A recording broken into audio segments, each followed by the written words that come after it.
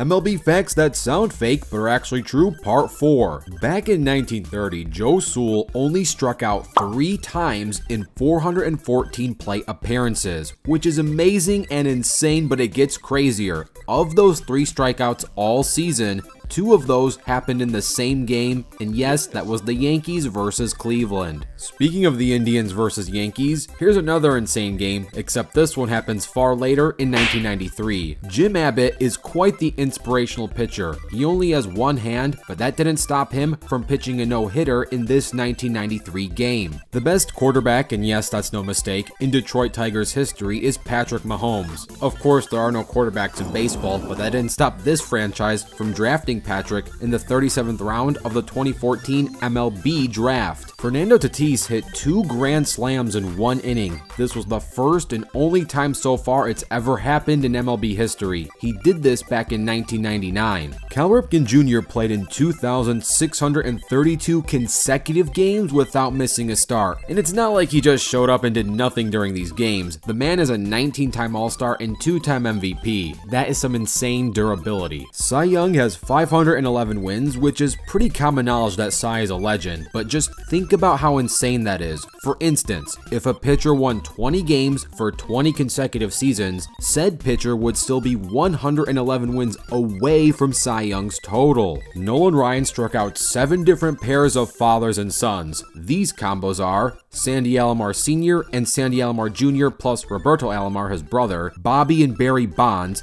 Tito and Terry Francona, Ken Griffey Sr. and Ken Griffey Jr., Hal and Brian McRae, Dick Schofield Sr. and Dick Schofield Jr., Maury Wills and Bump Wills. From 7 father-son combos to 7 presidents, Ryan also played during 7 U.S. presidential terms. These are LBJ, Richard Nixon, Gerald Ford, Jimmy Carter, Ronald Reagan, George Bush Sr., and Bill Clinton. All of this, yet his only World Series win was with the 1969 nice Mets. The Cincinnati Reds have the longest active World Series game winning streak. Not the longest all time, but the longest active one. This is currently set at 9 wins. For context, they won Game 7 against Boston during the 1975 World Series.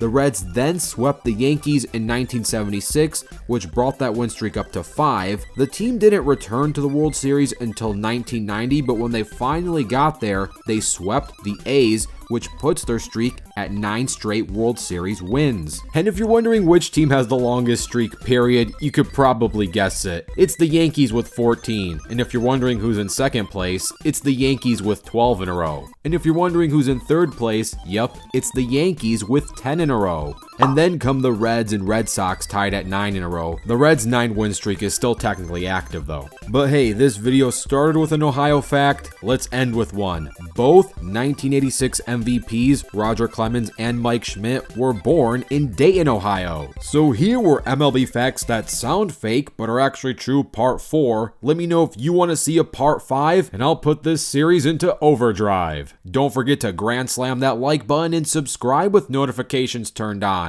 I'm Home Run Rewind, and I'll fast forward to you later.